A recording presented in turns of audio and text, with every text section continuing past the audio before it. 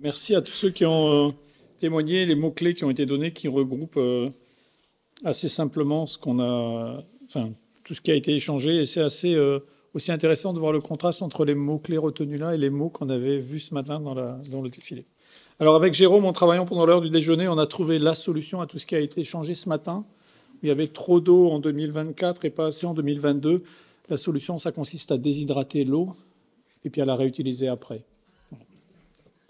C'est un défi quand même, on veut de la recherche disruptive. Hein. Donc, voilà, c'est une rupture. Non, c'est une boutade. C'est pour voir si vous étiez réveillé ou si vous aviez pas métabolisé du tout votre café. Rien n'empêche d'essayer quand même. Hein. Alors, hop, voilà. Donc vous avez déjà vu le dessin de droite. Alors, en termes de solution, de début de la matinée, en fait, donnait le sentiment que vous étiez le petit bonhomme qui commençait à glisser, ou la petite bonne femme, c'est plutôt des bonhommes en fait qui sont dessinés là, glisser le long de la paroi et dire aïe aïe aïe aïe aïe. Et donc nous on est là pour vous dire aïe aïe aïe, non, faut y aller quoi. On sait qu'il y a un Everest alimentaire, mais comme le disait Patrick Caron, de toute façon la démographie elle est déjà en place. Les gens qui auront 50 ans en 2050 sont déjà nés. Hein. Voilà, donc de fait le système il est enclenché. Il faut nourrir tout le monde, c'est ce que Sébastien Habis appelle l'Everest alimentaire. Et comme il dit souvent, en fait, il y a beaucoup plus de gens qui meurent à la descente de l'Everest qu'à la montée. Et donc la question, c'est de savoir si on aura de l'oxygène pour descendre. Et c'est un peu ça, la question du changement climatique. Comme le disait aussi Nathalie ce matin, on n'est plus dans le temps du déni. Le déni est révolu. En fait, en gros, on sait ce vers quoi on va. On n'est pas encore non plus totalement dans l'action. Donc on doit s'adapter à ce changement climatique.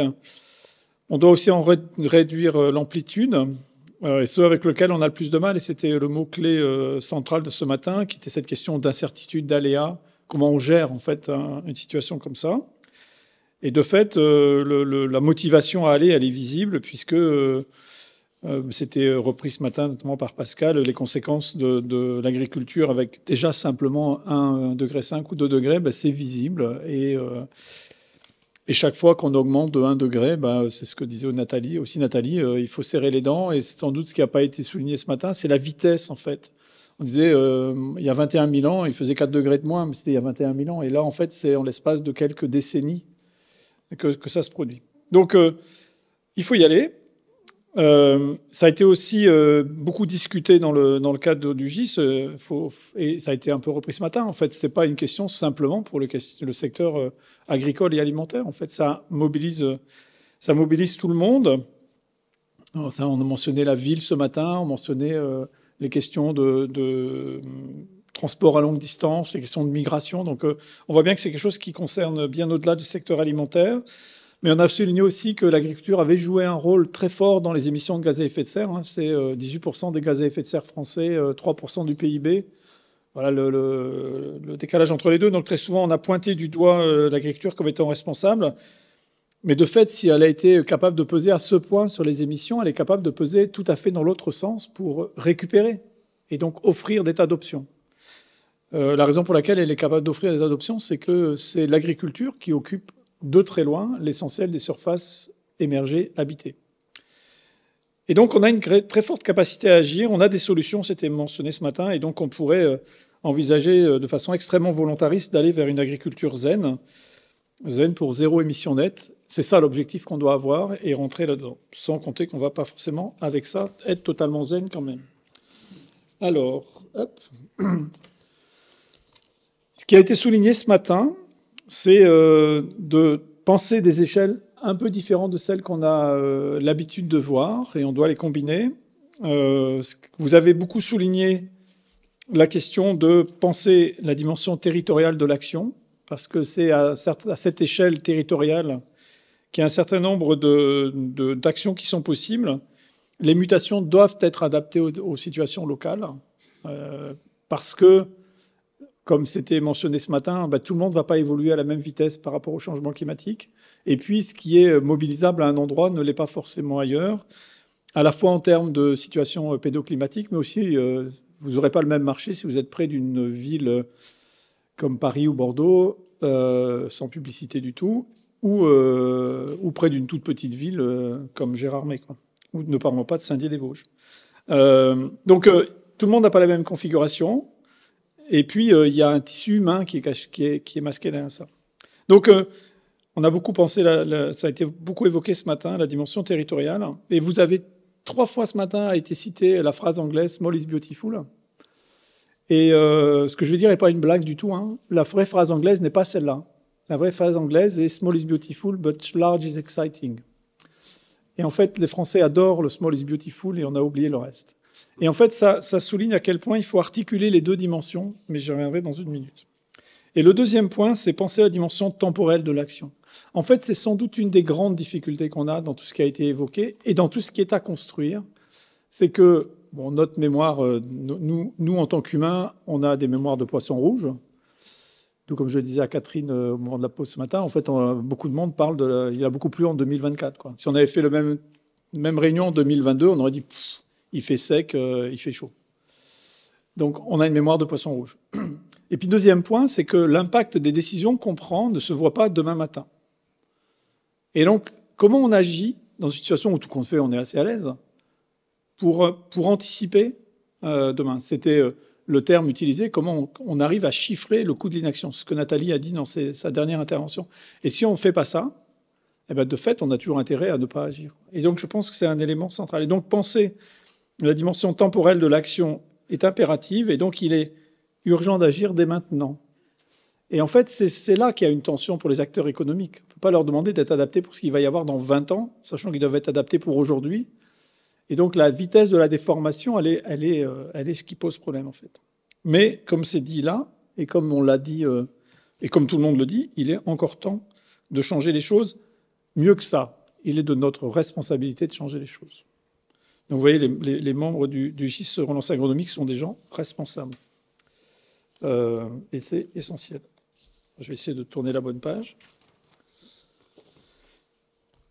Donc, comme il est là, et c'est la question, c'est comment tout l'ensemble des acteurs se rencontrent autour d'un certain nombre de choses. Et si je suis trop long, Jérôme, tu m'arrêtes. En fait, il faut mobiliser l'intelligence collective. Ensemble, on est capable d'imaginer des choses. On voit bien qu'il y a de nombreux freins au changement. C'est très souvent mis en avant. C'est les fameuses théories du verrouillage socio-technique. On est à l'équilibre dans la situation actuelle.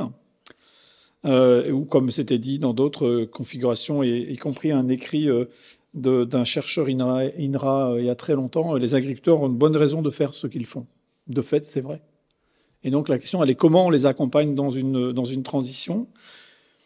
C'est là qu'il y a des éléments qui deviennent intéressants, qui ont été évoqués ce matin, notamment dans l'intervention de Patrick. C'est le fait de dire, mais tout compte fait, il y a d'autres relations qui se créent entre santé, biodiversité, manger, assez mais pas trop, et ceci à différentes échelles, et puis avec des questions de solidarité entre continents, puisqu'on est tous à peu près dans la même galère. Donc, on doit agir en travaillant ensemble, et on doit soutenir une approche positive. Et c'est en fait avec ça qu'on a une forme de difficulté. Quand on écoutait la synthèse présentée brillamment par Eric et Catherine ce matin, on avait un peu parfois le sentiment que la seule culture qui valait encore la peine, c'était le chanvre pour faire des cordes pour se pendre, quoi. Et donc, parce que de fait, ça va aller. C'est pas que ça va aller moins bien, ça va aller différemment. Et donc on est, voilà. Donc comment on fait? Et donc en fait, ça a été dit plusieurs fois ce matin. En fait, c'est comment on arrive à identifier quelque chose de positif là-dedans. Donc en gros, comment on construit collectivement un futur désirable? Quel est le futur désirable que l'on propose de dessiner? Et comme c'est écrit ici, en fait, on ne mobilise pas par la peur. On mobilise collectivement que parce que on a un projet collectif. Et donc, de fait, le fait d'avoir une approche positive est exactement le contraire du titre qu'on a donné à cette journée, vers 4 degrés, une dystopie. Donc, c'est comment on en fait, en fait, une forme de réflexion pour demain. Alors, si on met à partir de ça, et je n'ai plus que 2 diapos, après ce sera Jérôme. En fait, comment on réfléchit autour de ça, le cadre géopolitique? Catherine le mentionnait ce matin, on est exportateur sur un certain nombre de sujets, on est importateur sur d'autres. Est-ce que le plus 4 degrés modifie ou pas nos avantages compétitifs? C'était aussi Bernard Valus qui disait ce matin, mais c'est quoi qu'est-ce que ça donne comme opportunité, en fait? On ne peut pas regarder que par des situations où on perd. Alors, ce n'est pas uniquement produire de la lavande dans le bassin parisien, mais on a mis en place en France le plan de souveraineté fruits et légumes parce que, avec comme argument qu'on perd des parts de marché. Et en fait, on les perd au bénéfice de qui? On les perd au bénéfice des Espagnols, massivement. Il semblerait que dans un contexte de changement climatique, ils vont trinquer un peu plus que nous. Comment on fait? Comment on se saisit de ça? Et si, ayant mis ces deux éléments, sachant qu'il n'y a pas forcément de relation directe, mais vous les mettez ensemble, ça vous dessine quoi comme position? Donc comment on pense géopolitique autour de ça? Et en fait, est-ce que la France a des opportunités? Elle en a. Donc, Valentine, tout à l'heure, dans les petits témoignages, disait il faut faire de l'agri-photovoltaïsme.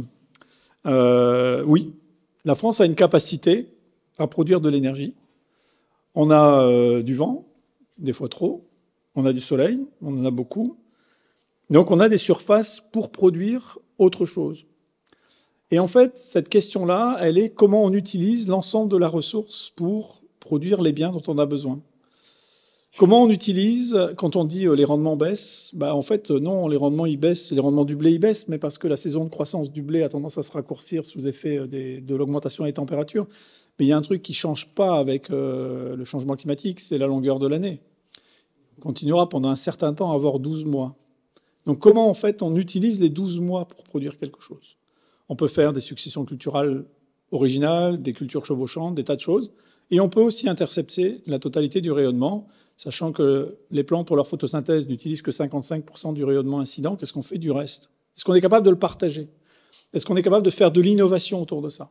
Effectivement, comme Valentine le soulignait, il ne faut pas que ça se fasse, il ne faut pas que ce soit un changement d'allocation des sols total. Comment on imagine autour de ça? Et donc, comment on fait de la créativité autour de ça? La France a aussi un atout, c'est qu'on est quand même dans une zone arrosée. On a 95% de notre flotte qui n'est pas évaporée, qui repart à l'océan. Un pays comme Israël, c'est 1%. Voilà. Donc l'eau dont nous nous plaignons beaucoup, donc je disais qu'on pouvait la déshydrater, mais comment on réfléchit cette question-là?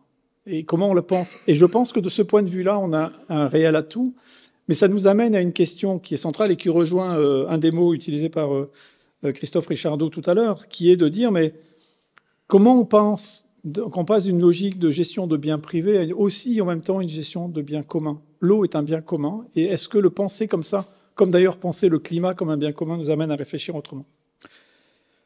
Et puis, autre élément qui est marqué sur cette diapositive ici, le local et le global ne sont pas antinomiques. Il faut piloter la souveraineté alimentaire à toutes les échelles. On a déjà des choses qu'on ne produit, pour lesquelles on ne produit pas un seul kilo. Le café que vous prenez tous le matin avec avidité, on n'en produit pas 1 kilo et on n'en produira pas 1 kilo. On arrive à faire du thé maintenant en Bretagne, mais pas encore du café. Et donc, on a besoin de ces échanges, on a besoin de cette organisation-là, et on a besoin aussi, dans des configurations d'aléas, que les échanges, ils existent. Voilà, c'était ce qui était dit ce matin. Et donc, on doit réfléchir à ces questions-là. Et en fait, en écoutant ce matin, je me posais la question suivante, qui n'est pas sur cette diapositive, parce que je n'avais pas pensé avant, mais c'est tout compte fait, est-ce qu'une agriculture moins émettrice, donc moins consommatrice d'énergie, nous rend moins fragile vis-à-vis des intrants? C'est la question qu'Antoine posait ce matin. En fait, on continuera à importer aujourd'hui, on importe beaucoup d'énergie et d'engrais venant d'ailleurs. Si on avait une agriculture qui, tout compte fait, moins émettrice, est-ce qu'elle ne devient pas plus autonome, donc où la capacité à acquérir une souveraineté devient plus facile? Et donc, comment on repense des situations assez différentes? Ça rejoint ce que disait aussi Patrick ce matin, la création d'un pacte, au moins entre le monde économique, les agriculteurs et la société. Alors, je suis à ma dernière diapo. En fait, c'est quoi les politiques qu'on construit autour de ça? L'agriculture, elle est clairement au cœur des enjeux de pouvoir internationaux, donc une géopolitique qui est traduite en politique locale, nationale, ou en politique par région. Est-ce que les politiques que l'on a aujourd'hui ont intégré les effets du changement climatique? C'est troublant de regarder la PAC 23-27 et le PSN français, de voir à quel point le changement climatique il est peut-être mentionné dans le préambule, mais il n'existe pas en fait. Donc c'est en fait une PAC qui est construite sur une hypothèse de stabilité totale du climat, stabilité totale des acteurs, la stabilité étant potentiellement un courage politique, mais dans le cas présent, pas vraiment. Et donc cette question, en fait, elle peut nous amener à dire, compte tenu de ce qui est écrit là et de ce qu'on a dit ce matin, c'est est-ce qu'on peut imaginer une PAC 2027 qui intègre le changement climatique à la fois dans les soutiens, mais dans les logiques de soutien, la contracyclicité potentiellement, la démarche assurantielle. Comment on arrive à faire ça pour soutenir l'ensemble de l'activité agricole et alimentaire, et que ce soit aussi une politique agricole et alimentaire 2027. Et ce qui était mentionné ce matin, c'est le fait qu'il y avait des évolutions positives, il y avait des exemples, des situations, des initiatives qui avaient été prises. Comment on arrive à ne pas les remettre en cause dès qu'il y a un coup de vent? Et ce point-là, en fait, c'est la stabilité, c'est la constance des orientations. Et on voit bien que des objectifs comme la loi Egalim ou la PLOA, qui n'est même pas allée au bout, on voit bien que c'est assez rapidement remis en cause par des l'immédiateté. Ce qui conduit en fait en trois tensions. La tension entre aujourd'hui et demain. Et donc on est vraiment piégé chaque fois que la variation interannuelle prend le pas sur des politiques à long terme. CF, ce que je disais tout à l'heure sur 2024. La tension qui est entre le local et le global, on en a déjà parlé.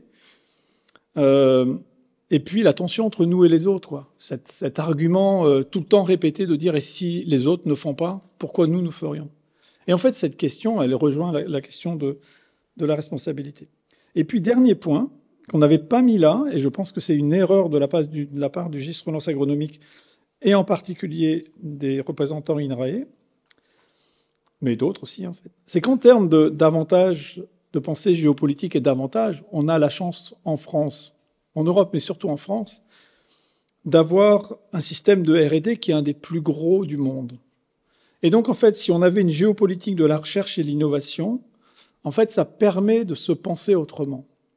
On ne l'a pas dit, je pense que c'est Comment, en fait, au regard de l'enjeu qui est devant nous, on mobilise, on construit une politique cohérente, mobilisant notre dispositif de R&D. Donc voilà, c'est ce que je voulais vous dire. Et maintenant, tout le reste, tout ce que je n'ai pas dit, c'est Jérôme qui le raconte, c'est-à-dire à peu près tout. Alors, donc toujours dans les recherches de leviers d'action pour amener cette transition et cette évolution, on s'est bien sûr intéressé à la question du système alimentaire à réinventer. Pourquoi? Parce qu'il y a un consensus dans toutes les prospectives qui visent à atteindre la neutralité carbone ou la lutte contre le changement climatique. On sait qu'on n'y arrivera pas sans une transition, sans une évolution du système alimentaire. Je rappelle, c'est 25% des gaz à effet de serre de chaque citoyen si on parle d'empreinte, hein, et dans certaines études, on est même à 30%. Donc c'est un levier incontournable. Et puis, si on veut parler aussi positivement, c'est que c'est un levier d'action très concret, accessible à tous les citoyens, à n'importe qui, pour agir pour la planète 3 fois par jour, matin, midi, et soir. On peut agir pour la planète à travers son système alimentaire. Donc c'est quelque chose de très concret et potentiellement parlant pour nos citoyens. Et puis pourquoi aller parler d'alimentation? Parce qu'on s'est rendu compte aussi, on le sait tous, qu'on peut de moins en moins parler de transition agricole si on ne travaille pas en même temps, en parallèle, l'évolution du système alimentaire. C'est bien sûr les deux ensemble qu'il faut travailler. Et donc ça a été évoqué ce matin, comment amener cette évolution des consommateurs. Et on a parlé du mythe du consomme-acteur. C'est vrai que dans les intervenants qu'on a vus, voilà, ça a été souligné, la difficulté de piloter quelque part la demande. On ne peut pas comme ça changer des habitudes, des pratiques alimentaires qui sont ancrées auprès des citoyens. Et que par contre, il y avait potentiellement un levier important à mettre en œuvre sur l'offre alimentaire qui, elle, est aussi un des moteurs de l'évolution des modes de consommation. Voilà, l'offre joue à la fois positivement sur les modes de consommation des citoyens, mais aussi potentiellement négativement. Je pense qu'on peut dire aussi que la situation d'alimentation de la population française est liée aussi à l'offre alimentaire abondante et très diversifiée qu'on a toute l'année sur notre territoire. Donc c'est potentiellement un levier d'action très, très concret, très, très opérationnel. Travailler sur l'offre. J'en profite aussi peut-être pour réagir sur un des points qui a été souligné à plusieurs reprises ce matin et cet après-midi par question sur la question du gaspillage alimentaire, qui ne faut pas oublier, qui est aussi un levier d'action très concret pour lutter contre ces enjeux environnementaux. Et je trouve que ça renvoie à une question un peu plus profonde, c'est la valeur aussi qu'on attache, qu'on donne à l'alimentation. On s'est toujours questionné, nous, à l'ADEME, mais comment on peut faire pour gaspiller autant d'aliments? C'est quelque part, on n'y attache pas autant d'importance que ça, pas forcément monétaire, mais sur ce qu'elle représente. On ne jette pas comme ça son portable, on y tient, on fait attention. Et donc, il y a certainement à travailler avec la population, la jeunesse, sur ce que c'est que l'alimentation, sa valeur, au-delà du prix, ce qu'il y a derrière, toute sa chaîne de production, les métiers qu'il y a derrière, ça nous semble vraiment un point important. Il faut travailler sur l'offre, mais il faut aussi embarquer les consommateurs, il faut embarquer les citoyens. On pense aussi qu'il faut qu'on travaille sur la manière dont on communique, dont on parle de la transition alimentaire de la population, en parler positivement, pas forcément comme quelque chose de difficile, mais aussi quelque chose d'intéressant sur différents enjeux comme la santé. Je pense qu'il faut qu'on parle aussi d'aujourd'hui, concrètement, comment moi, je peux agir dans mon mode de consommation. Et je voulais aussi souligner, ça a été évoqué dans les débats, quand on parle aussi de transition alimentaire, il faut aussi parler de justice sociale. Je pense que c'est important aussi qu'on n'oublie pas ce paramètre-là, que dans les transitions qu'on souhaite mettre en place, qu'on s'assure qu'on embarque bien tout le monde, qu'il n'y ait pas toute une partie de la population qui n'ait pas accès à ces évolutions alimentaires. Voilà. Et peut-être aussi qu'on verra dans les débats, mais dans cette question de l'offre, il y a aussi des politiques. On parle, vous voyez, à droite, là, sur informer, informer les citoyens, les consommateurs, les acteurs de tout ce système alimentaire. Il y a des dispositifs qui sont en place, qui peut-être faut passer à l'expérimentation pour, à grandeur d'échelle réelle. Je pense tout simplement à l'affichage environnemental, qui est un dispositif qui est porté depuis de nombreuses années avec plein d'organismes qui sont ici dans la salle, qu'on a un peu du mal à faire atterrir parce que c'est très complexe, c'est très politique, c'est très sensible. Et pourtant, on a des expériences sur d'autres secteurs, je pense à l'électroménager, qui montrent que ça marche. Aujourd'hui, on a des outils, je pense qu'il est peut-être temps de passer à une autre échelle.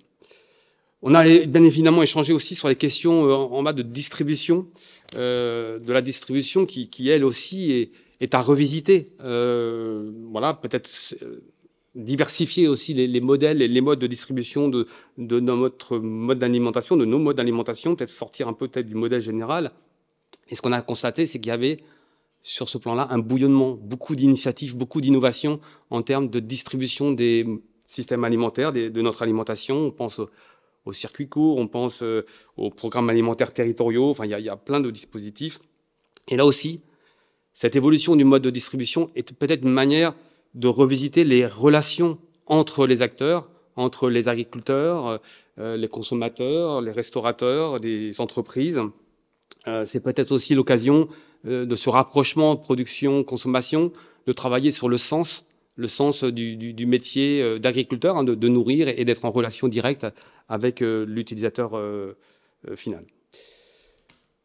Je vais accélérer un petit peu, toujours dans les systèmes alimentaires. Donc, on a travaillé sur cette question aussi de diversité des systèmes alimentaires avec une précaution, je pense qu'on partage tous, qui est attention, il n'y a pas que le carbone dans la vie, parce que sinon on pourrait être amené à construire des modèles un peu simplifiés, alors qu'au contraire, l'enjeu, c'est bien de rechercher la diversification des systèmes alimentaires, que ce soit dans les régimes, que ce soit dans les types d'aliments qu'on va consommer, dans les modes de consommation, dans le mode d'approvisionnement ou de distribution, comme on évoquait tout à l'heure. Pourquoi ? Parce que cette diversité, de notre point de vue, c'est source de résilience par rapport aux crises climatiques qui nous arrivent. Et puis cette diversité alimentaire, c'est aussi en corrélation avec une diversité des systèmes agricoles, des systèmes de production qu'on va chercher aussi à développer. Dans nos débats, on a été aussi amené à s'interroger sur et la ville dans tout ça, comment elle se pose ces questions donc d'adaptation, de lutte contre le changement climatique. Et on a travaillé avec des architectes qui réfléchissent sur la ville de demain.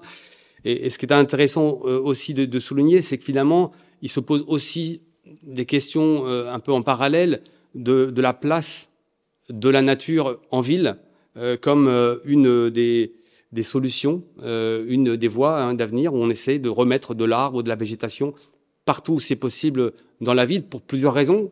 D'abord pour des raisons de bien-être visuellement, mais aussi des raisons de rafraîchissement, pour aider les villes à s'adapter au changement climatique. Alors, j'ai entendu ce que disait ce matin Nathalie. Est-ce que ça résistera au réchauffement climatique qui nous attend dans les prochaines années? Il faut l'intégrer aujourd'hui, choisir les bons modèles pour résister à ce climat de demain.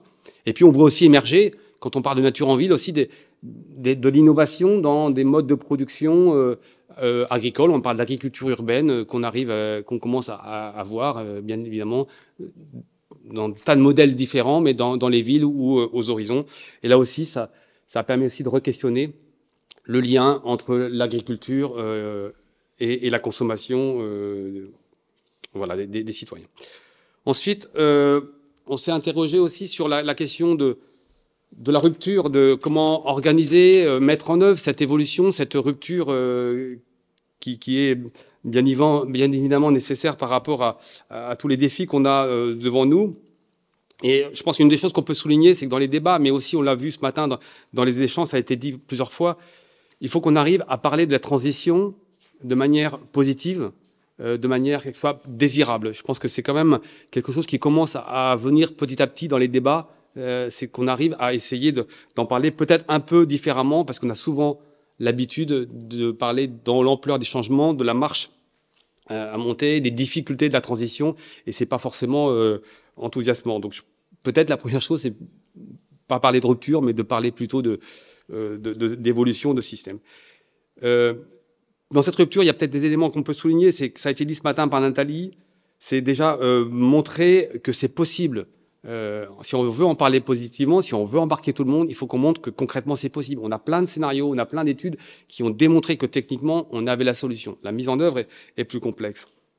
Et je pense, il faut aussi qu'on parle plus des opportunités, de l'intérêt de ces transitions. Il y a des difficultés, mais il y a aussi des opportunités pour le consommateur, quand on parle de santé, quand on parle de bien-être, mais aussi pour les agriculteurs, quand on parle de diversification des modes de production ou de l'énergie, comme tu as parlé tout à l'heure. Peut-être aussi parler positivement des réussites, des succès, et je pense, ça a été dit plusieurs fois, les réussites des politiques, je pense qu'on ne le dit pas assez souvent, mais les politiques, ça marche. Pas toujours, mais des fois ça marche. Et quand on regarde les résultats des émissions de gaz à effet de serre, on ne l'a peut-être pas assez souligné, mais elles ont baissé de 5,8%. C'est peut-être lié en partie à la conjoncture, mais c'est lié aussi en partie aux politiques publiques. Et je pense qu'il faut qu'on souligne qu'on a des possibilités d'agir avec ces instruments. Voilà. Et donc, dans ces outils de rupture, on a pas mal parlé de la question du droit, voilà, des disciplines qu'il faut peut-être qu'on mobilise davantage, notamment du droit international, pour, voilà, ça a été évoqué, mais s'assurer qu'on ait bien des accords internationaux qui fait que les pays travaillent en même sens, en synergie, dans le même sens, et que ça fasse un peu un cadre juridique pour nous aider à la mise en œuvre de ces transitions et la mise en œuvre des politiques. Dans ces ruptures, un élément à prendre en compte aussi en bas à gauche, c'est l'évidence que l'agriculture est plurielle dans plein de dimensions, hein, on le sait tous, mais je pense qu'on peut souligner qu'elle est plurielle notamment dans ses fonctions. On a parlé beaucoup de sa fonction alimentaire. Il faut nourrir une population croissante, mondiale, etc. Mais l'agriculture, c'est pas que ça produit aussi de l'énergie et ça a des services écosystémiques par rapport aux milieux qui sont les sols, l'eau, les écosystèmes quels qu'ils soient. Et il y a un véritable enjeu à prendre en compte l'ensemble de ces services-là, de parler de la préservation de ces biens communs, hein, qui sont les milieux naturels, et du coup du rôle de l'agriculture comme une clé, comme une des solutions pour essayer d'appréhender cette production du bien commun qui nous est cher et qui nous est indispensable. Peut-être que ça pose même la question de la redéfinition de la fonction d'agriculture dans son ensemble. Et puis la dernière diapositive, c'est toujours pour organiser, mettre en œuvre ces évolutions, cette rupture. un des points qui nous semble vraiment très important, c'est la nécessité d'avoir une vision long terme et partagée. Je pense que c'est vraiment un enjeu stratégique pour les années à venir. Quand on dit ça, c'est de se fixer un cap clair pour l'agriculture et l'alimentation. Qu'est-ce qu'on veut en 2050, 2030 comme type d'agriculture, comme type d'alimentation? L'idée, c'est d'essayer de faire converger toutes les forces vives qu'on a dans nos organismes et les moyens qu'on a vers un même cap. Tant qu'on n'aura pas le même horizon, ça sera difficile d'avancer. Et on peut dire qu'aujourd'hui, le cap commun, il n'est pas encore construit. On a des scénarios, mais on a encore des visions qui sont très écartées, très différentes. Tant qu'on n'arrivera pas à faire converger vers une vision commune sur les systèmes agricoles et alimentaires, cette transition sera plus difficile. Ce qui est positif, on l'a dit, c'est qu'il y a des scénarios qui existent, qui nous permettent de montrer que ces évolutions des systèmes agricoles et alimentaires est possible. La difficulté aujourd'hui, c'est de choisir lequel on veut. Et je pense que c'est là où il y a des vrais débats actuellement, c'est quel type, où est-ce qu'on veut atterrir en 2050 sur nos modèles agricoles et alimentaires. Si on veut résumer cette question-là, je pense que ce qui nous semble important, c'est vraiment de fixer un cap pour regarder loin, mais en même temps, c'est parler d'aujourd'hui aux citoyens de manière concrète pour les embarquer. Ensuite, le deuxième point, c'est bien évidemment la question des politiques publiques. On voit bien que face aux défis de transition écologique, il y a un enjeu à travailler l'articulation, la cohérence de toutes les politiques publiques, parce que qu'elles soient agricoles, alimentaires, de santé, d'environnement et d'économie, on en a parlé ce matin, il y a un vrai besoin d'articuler l'ensemble de ces dispositifs. Et le dernier point qu'on voulait souligner comme levier d'action, c'est des têtes bien faites et bien remplies, c'est-à-dire c'est l'enjeu de la formation. On voit bien qu'on a devant ces défis besoin de beaucoup de compétences, des compétences nouvelles, qu'il faut qu'on organise, qu'il faut qu'on prépare, que ce soit sur déjà la connaissance des enjeux, le fait de partager le diagnostic, pourquoi on veut faire cette transition. C'est vraiment des éléments fondamentaux de la formation. On ne peut pas discuter changement si on n'est pas d'accord du diagnostic. Mais on a besoin des compétences techniques, écologiques, agronomiques, et je dirais aussi des compétences relationnelles et de concertation, parce qu'on voit bien que dans cette transition-là, on a beaucoup de débats, beaucoup de concertations à mener entre le monde agricole, le monde alimentaire, les entreprises et les citoyens, et qu'on a besoin de compétences pour arriver à animer et faire vivre ces évolutions. Voilà, donc je ne sais pas si Christian, tu voulais... Voilà pour nous.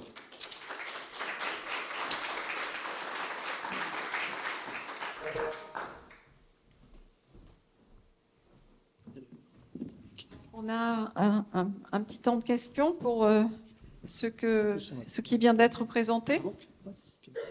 Bernard Vaduy. Hier se tenait à l'Académie d'agriculture une séance passionnante d'un groupe de travail qui travaille sur les systèmes alimentaires et l'évolution de l'alimentation. Et sans reprendre tous les propos qui ont été échangés, il apparaît que aujourd'hui l'évolution très rapide de l'alimentation est structurée par les modes de vie. Il me semble que lorsqu'on aborde agriculture et alimentation dans un cercle trop restreint, on ne tient pas compte des politiques publiques qui, elles, influent très fortement sur ce caractère structurant de la demande. Et il me semble que dans les impensés que nous pouvons avoir aujourd'hui dans les réflexions du GIS, il y a peut-être à introduire la cohérence avec des politiques publiques qui paraissent éloignées, urbanisation, conditions de vie, organisation du travail, qui influent très directement sur les conditions de l'alimentation et par conséquent de la demande et donc en regard. On a bien vu la conclusion qui était que aujourd'hui, malheureusement, on ne produit pas ce que l'on consomme et on consomme très largement une partie de ce que l'on importe. Voilà. Merci. On ne peut que être d'accord avec ça. Mais effectivement, c'est la vraie question des cohérences de politique publique et parfois, comme tu l'as dit, de politique publique qui semblent très éloignées de l'objet auquel qu'on regarde.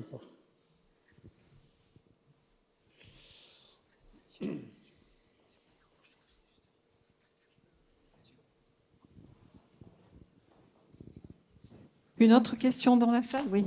Oui, Christian, vous avez abordé le fait que la PAC soit inadaptée aux enjeux du changement climatique, et je partage votre analyse. Il y a très peu d'éléments sur la politique agricole commune qui luttent véritablement qui nous permettent d'évoluer dans nos pratiques et de lutter plus efficacement contre le changement climatique.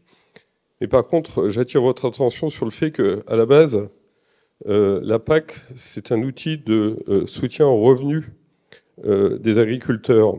Et en fait, l'analyse qui consisterait à dire on utilise cette enveloppe de soutien aux revenus aujourd'hui sans lequel finalement il n'y a plus de modèle économique globalement pour le secteur des grandes cultures, on la réalloue à la lutte contre le changement climatique. Pour moi, ce sont des moyens additionnels qu'il faut trouver, parce que si on ne fait que réallouer cette somme d'argent qui est nécessaire dans l'équilibre économique des exploitations à la lutte contre le changement climatique, je pense qu'on risque de mettre des dizaines et des centaines de milliers d'exploitations agricoles en difficulté économique. Donc je suis complètement d'accord en fait sur le constat que vous faites, mais en même temps, souvent, on veut faire de la PAC un outil d'accompagnement des transitions environnementales. Or, c'est d'abord un soutien économique aux exploitations agricoles sans lesquelles, aujourd'hui, le modèle économique reste à trouver, en tout cas pour le code. Donc, je suis vraiment d'accord sur le constat, mais la solution, pour moi, il faut aller plus loin, quoi. Merci. Je suis d'accord avec ça. Je n'ai pas dit qu'il fallait prélever l'argent de la PAC pour en faire autre chose, en fait. Mais aujourd'hui, on peut constater qu'effectivement, elle ne répond pas complètement même à l'objectif de soutien aux revenus. Le monde agricole, il a tendance à dire que ce n'est pas suffisant. Et dans le même temps, elle ne prépare pas du tout à la moindre adaptation vis-à-vis du climat. Donc en gros, elle se retrouve à être inefficace dans deux directions. Donc c'est là aussi, le monde de la recherche peut faire des propositions, mais le monde des acteurs. Et donc en gros, de réussir à se penser demain et pas une politique pour ne pas bouger aujourd'hui. Et donc c'est pas de prélever davantage, mais il peut y avoir des politiques qui sont... certes, il y a un soutien aux revenus, mais c'est soutenir un revenu pour aussi qu'ils soient capables d'encaisser des variations interannuelles fortes, de solidarité entre les filières, sachant que tout le monde ne prend pas l'effet du changement climatique exactement au même moment. Il y a des années où tout le monde en prend beaucoup, mais des années où tout le monde n'en prend pas beaucoup. Et puis, dans la question que Patrick a commencé à évoquer ce matin, en disant...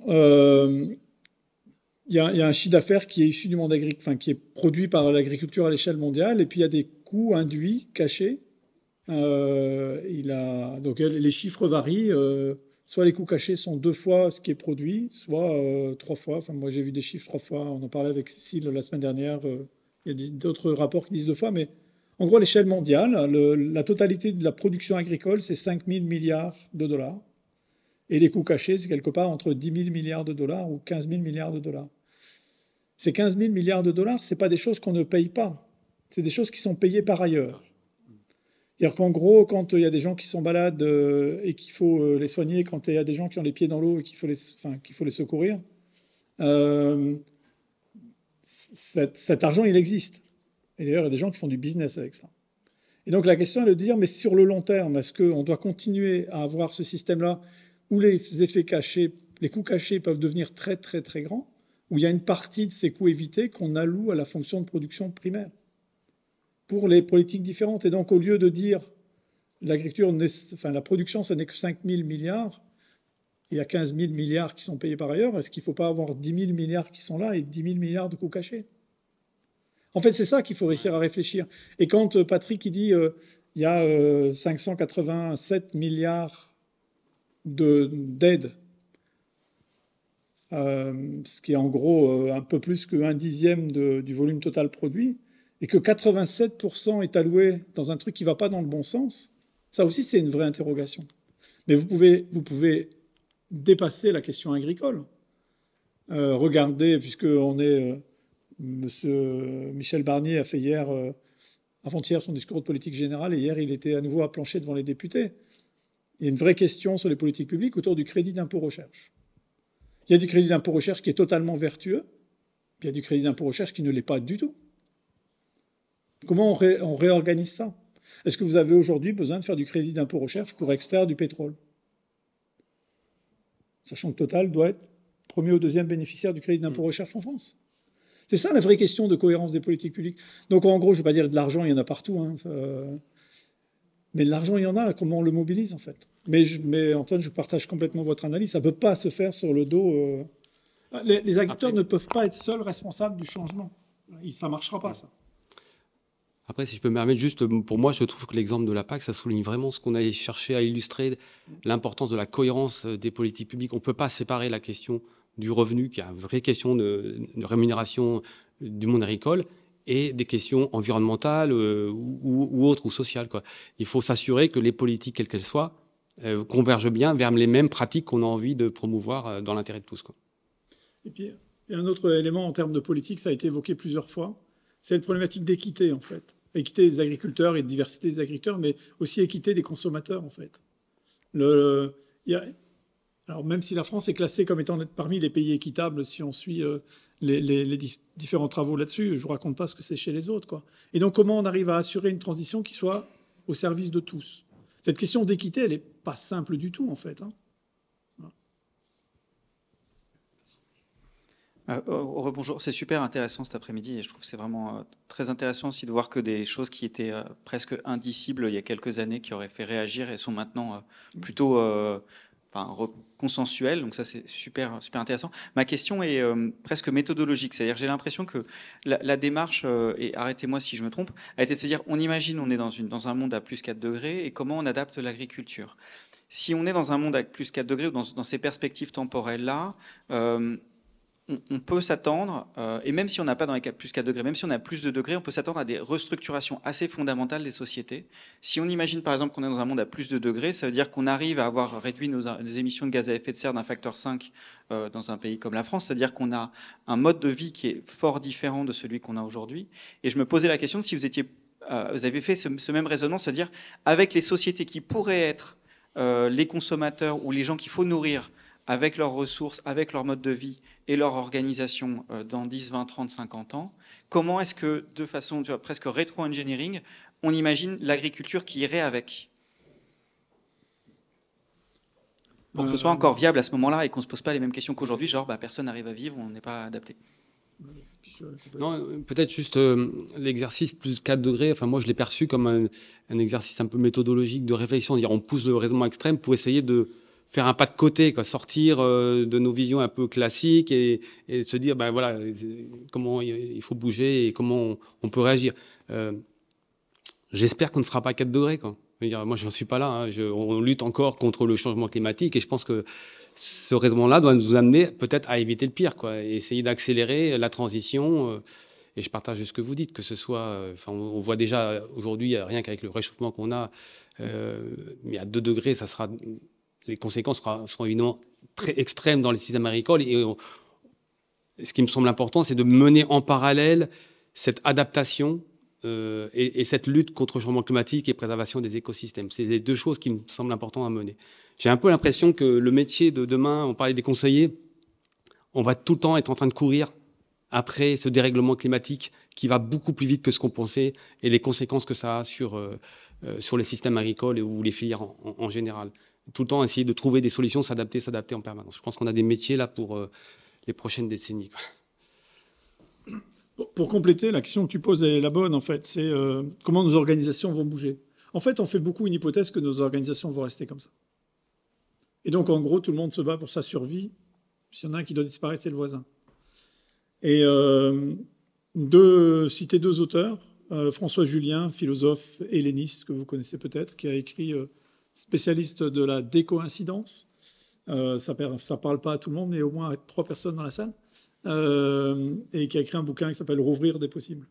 Et où, en gros, il dit, en fait, on a différentes façons de travailler, mais soit on réfléchit en partant de l'endroit où on est, arché en grec, ou on part de l'endroit où on doit arriver, probablement, télos en grec.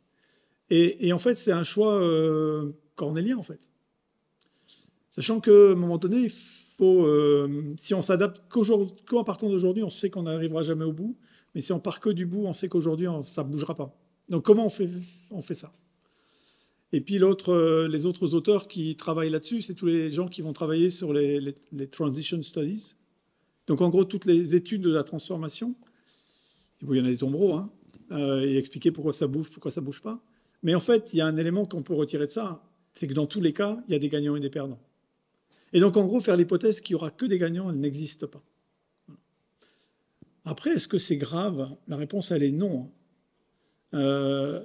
Si vous retournez 50 ans en arrière, quels sont les volumes de métiers qui ont disparu? Il n'y a plus beaucoup de maréchaux ferrants depuis qu'on a mis des tracteurs. Par contre, qu'est-ce qu'il y a comme réparateur de tracteurs? Donc, pareil, comment on invente, en fait, les jobs de demain? Voilà.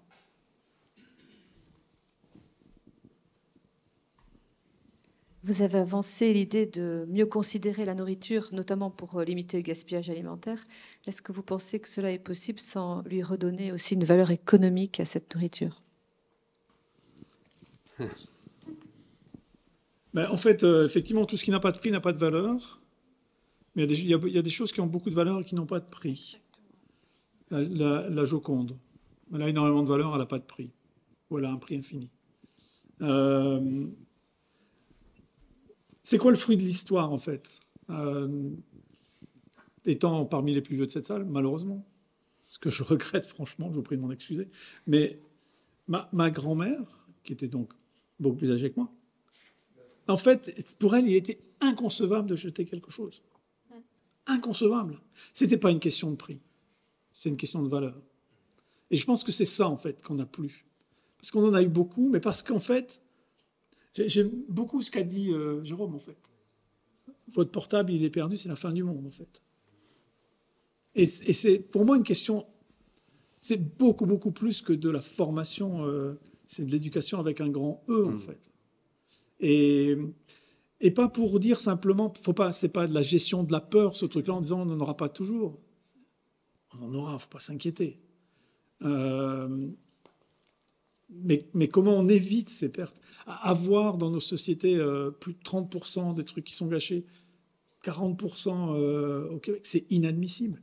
Mais, je ne vais pas citer ma grand-mère, mais l'année dernière, je vais au Canada, on visite un truc, et à Québec, non, la ville de Montréal a mis un truc absolument génial de collecte des déchets. Et ils s'en sont ravis, ils ont 41% de déchets, et ils sont contents parce qu'ils recyclent. Et en fait, à aucun moment, ils se posent la question de dire, mais après tout, si je passe de 40 à 20, j'ai résolu mon problème, en fait. Ça veut dire qu'en fait, y compris par ceux qui décident, on a lâché le manche. C'est ça qui ne va pas. Ouais. Et peut-être aussi un élément dans votre question de complément, je trouve dans votre question, ça renvoie deux choses. C'est quoi la valeur réelle de l'alimentation? Il y a celle qu'on voit, qui est le prix en magasin, mais il y a tout ce qu'on a évoqué tout à l'heure.